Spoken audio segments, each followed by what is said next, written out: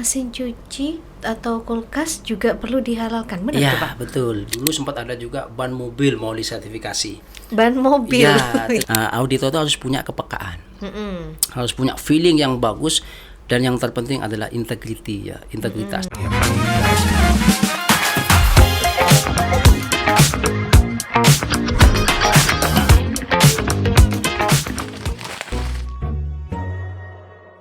Assalamualaikum warahmatullahi wabarakatuh. Hai Sobat Maliki, dimanapun Anda berada, tentunya masih di channel kesayangan kita di YouTube UIN Maulana Malik Berhimmalah.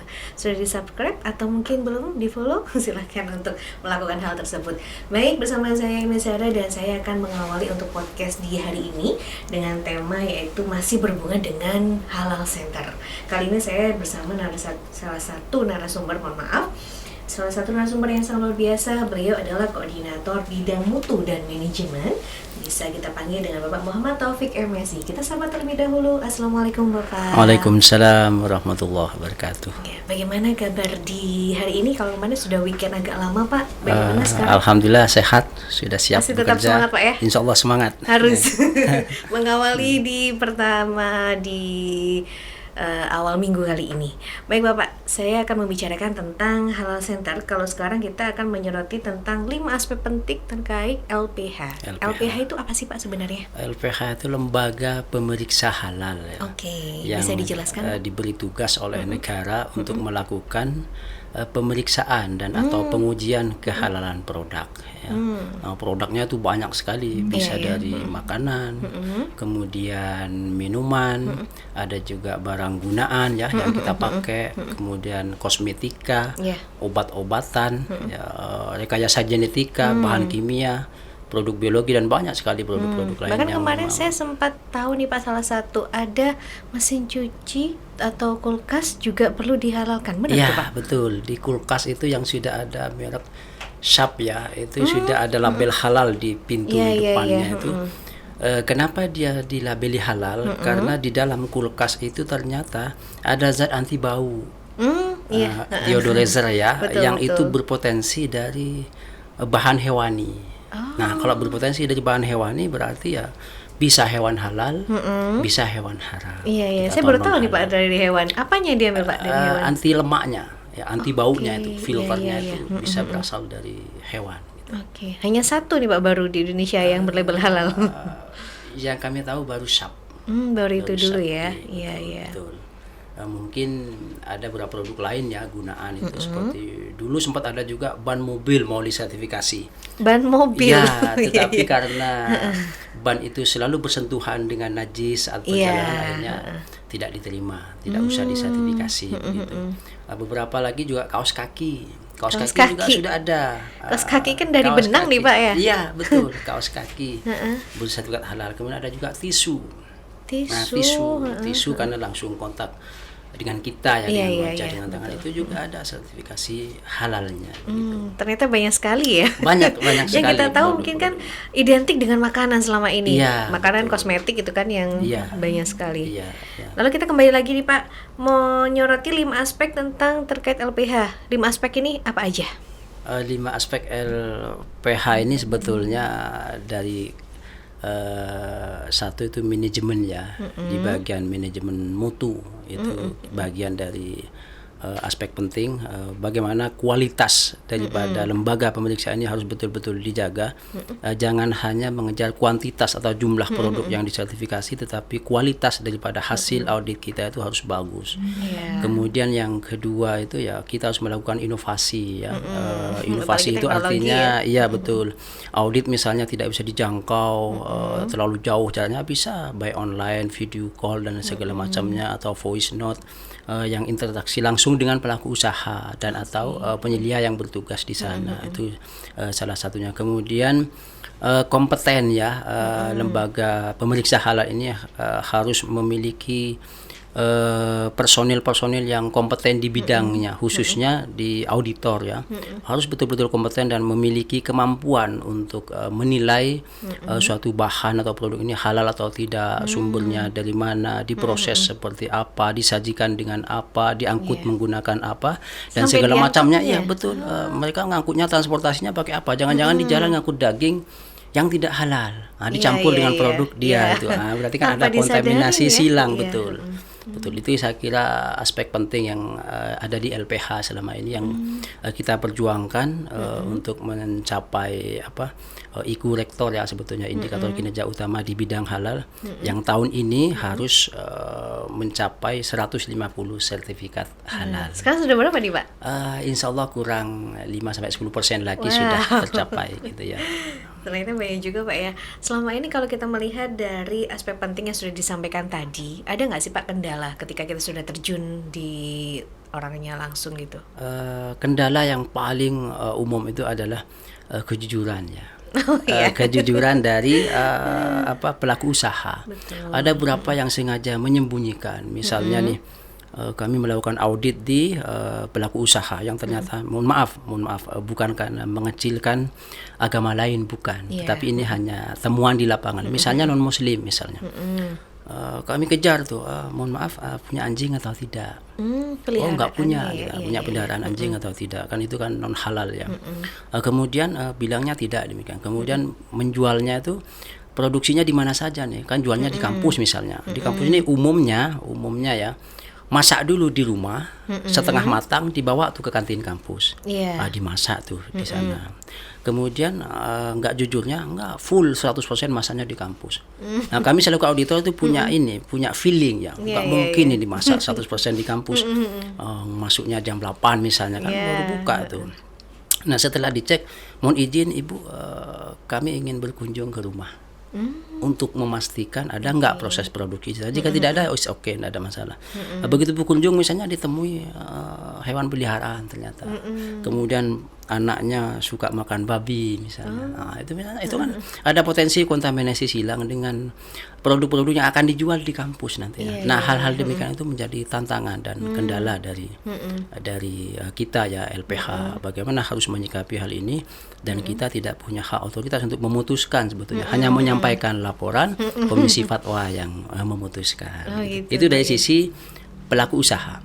Tapi kalau dari sisi auditor itu yang kami kirim, kami lihat dulu ini pelaku usahanya di bidang apa. Jangan sampai kami salah mengirimkan auditor yang tidak kompeten di bidangnya, jadi bingung nanti gitu kan. Auditor itu harus punya kepekaan, harus punya feeling yang bagus.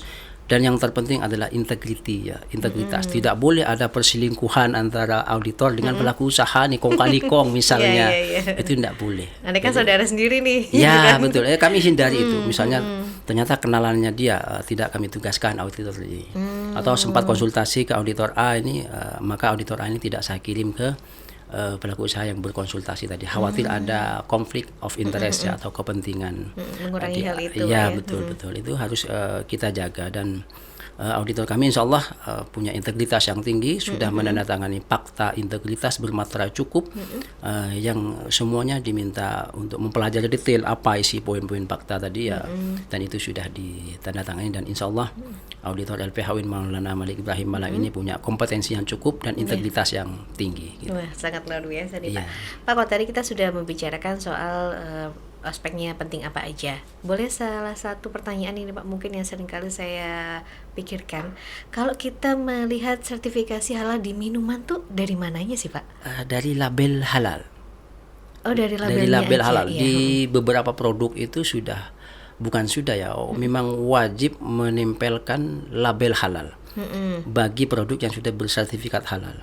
Bukan logo tapi label. Label. Bedanya apa nih Pak? Label sama logo? Kalau logo itu hanya gambar wayang yang warna ungu itu.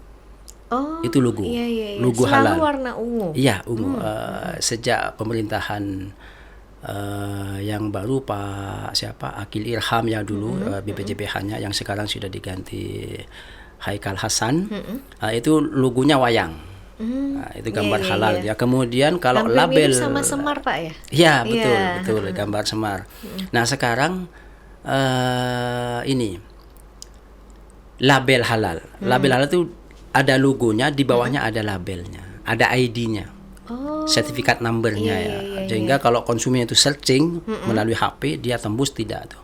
dimasukkan di websitenya BPJPH, klik enter dia akan muncul produknya apa begitu. Nah, kalau label halal itu sudah ada di produk yang kita makan, yang kita pakai, berarti jaminan keamanan, jaminan kesehatan itu pun sudah ada ya bagi masyarakat. Jadi dia tenang ya, konsumennya juga tenang, pelaku usaha juga nyaman begitu. Iya. Nah, itu dari Labelnya Pak ya. halalnya, betul. Itu untuk minuman yang kemasan aja. Minuman yang kemasan, minuman yang kemasan. Kalau makan di tempat gimana? Iya. Biasanya di gerobaknya. Dipasang di gerobaknya Uh-uh. atau di area-area produksi, dipasang itu label-label halal yang memang menjadi label produknya. Karena beberapa iya. label halalnya tidak sesuai dengan produk yang dipakai. Ternyata labelnya orang yang dipasang itu ada Oh, juga. bisa seperti Iya. itu. Itu tidak boleh ya, Iya. tidak boleh. Jadi yang dipasang itu adalah betul-betul label yang memang dimiliki oleh produk yang disertifikasi tadi, bukan produk lain begitu saya Baik, kira. ya. Ini sangat menarik sekali dan saya penasaran tugas auditor halal apa sih Pak sebenarnya? Ya, tugas utama dari auditor halal itu yang pertama adalah memeriksa dan melakukan pengujian ya terhadap kehalalan produk. Satu, bahan baku nih. Bahan baku ini auditor harus paham betul sumbernya dari mana gitu ya. Kemudian asalnya dari apa. Tidak boleh produk yang disertifikasi halal bahan bakunya berasal dari hewan non halal misalnya, atau berasal dari bahan-bahan yang terkontaminasi najis. Itu juga tidak boleh ya. Salah satu tugasnya adalah memeriksa dokumen dari pelaku usaha, memastikan apakah sudah sesuai dengan pengajuan di sistem ya. Kemudian yang kedua, verifikasi lapangan ya. Dari dokumen tadi yang ditulis apa, kemudian diverifikasi di lapangan sesuai atau tidak gitu. Itu menjadi tugas auditor, dan tidak melulu percaya pada dokumen yang disubmit, karena terkadang itu kalau terlalu bagus auditornya harus curiga. Oh, malah gitu. Iya, betul. Berarti harus apa adanya, Pak, ya? Justru yang apa adanya kami apresiasi ya, daripada dipoles-poles tetapi tidak apa adanya ya, mengada-ngada ya. Misalnya nih, minyak goreng yang digunakan merek A di dokumennya. Setelah kami cek minyak curah tuh di lapangan. Dari mana tahunya? Kami cek gudangnya. Kami tanya kemasannya mana nih? Oh, tidak ada kemasannya Pak, sudah dibuang. Oke, nggak apa, beli di mana? Di Alfamart misalnya. Kami cek notanya. Itu tugas auditor. Iya, betul. Itu tugas auditor ya, mengecek ketertelusuran bahan baku. Karena asas sertifikasi halal di negara kita itu traceability, ketertelusuran, dan itu menjadi syarat yang paling rumit di dunia ya.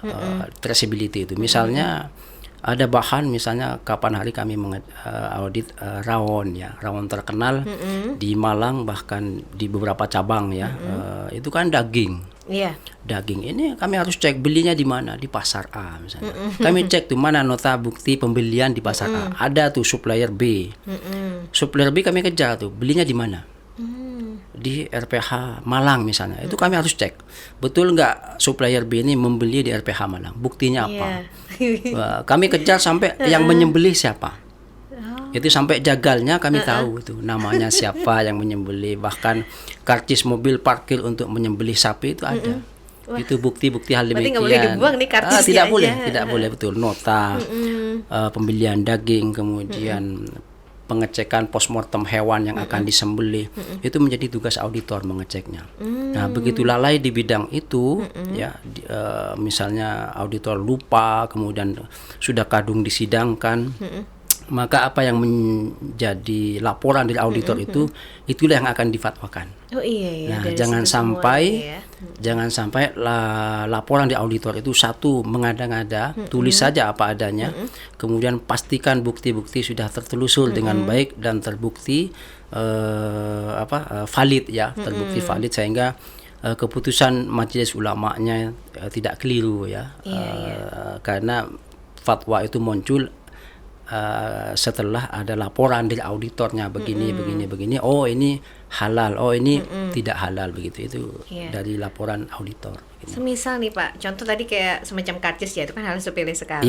Karcisnya hilang nih, apakah mengulang dari awal pemeriksaan atau bagaimana? Jika ini kan penyembelihan tiap hari biasanya ya, tiap dini hari misalnya.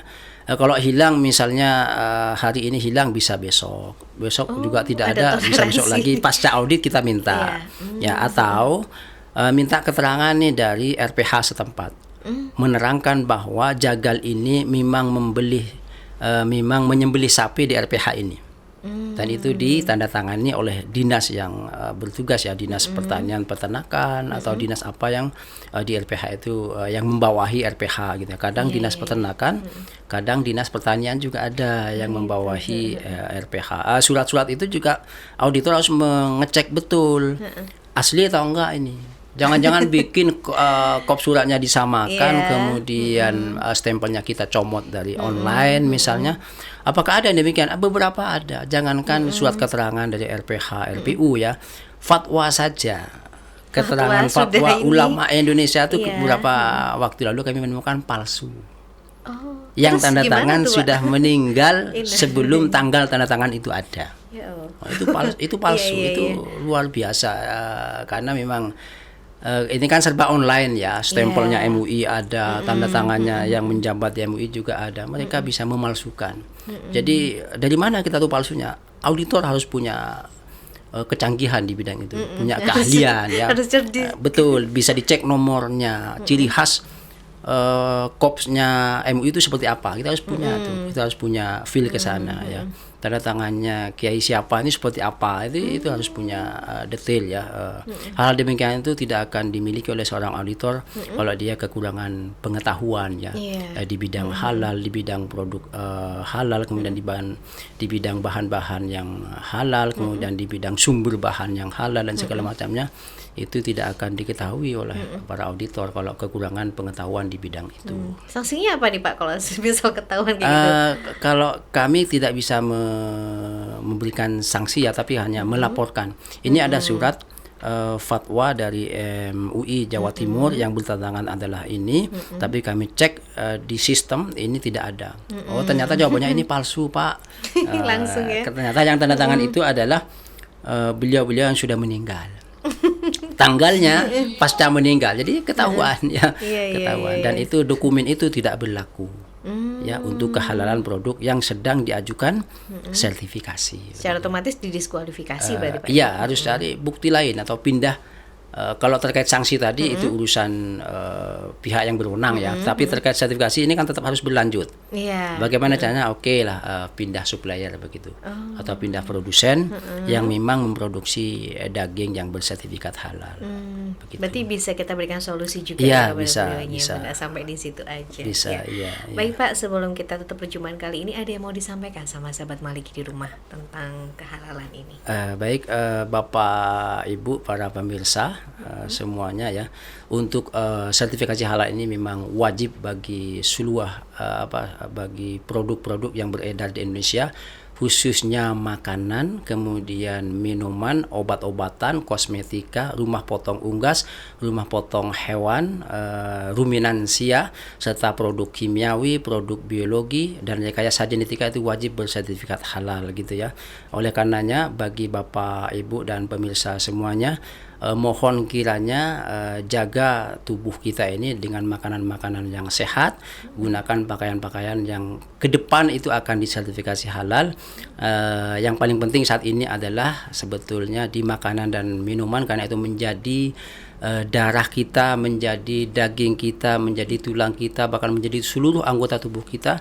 Setiap makanan yang dikonsumsi akan berdampak pada seluruh aktivitas yang kita lakukan setiap hari. Oleh karenanya kami menghimbau khususnya para kantin-kantin yang ada di kampus, perguruan tinggi negeri dan swasta, khususnya di Kementerian Agama, jangan segan untuk mengajukan sertifikasi halal. Di UIN Malang sudah ada LPH, sudah ada Halal Center. Kami siap memfasilitasi Bapak Ibu semuanya. Tentu bagi yang reguler menggunakan biaya yang lumayan mahal, tapi untuk internal insya Allah ada diskon tersendiri. Tapi kalau untuk yang reguler, Bapak Ibu tidak dikenakan biaya sepersen pun, semuanya ditanggung oleh negara. Wah, sangat luar biasa. Berarti tema kali ini bisa saya simpulkan lebih mengenal dengan auditor halal. Iya, betul. Ya. Baik, terima kasih Bapak Taufik. Sama-sama. Tagline kita yang sangat luar biasa adalah auditor halal sebagai ujung tombak sertifikasi halal. Terima kasih untuk podcast kali ini. Saya tutup. Wassalamualaikum warahmatullahi wabarakatuh. Waalaikumsalam.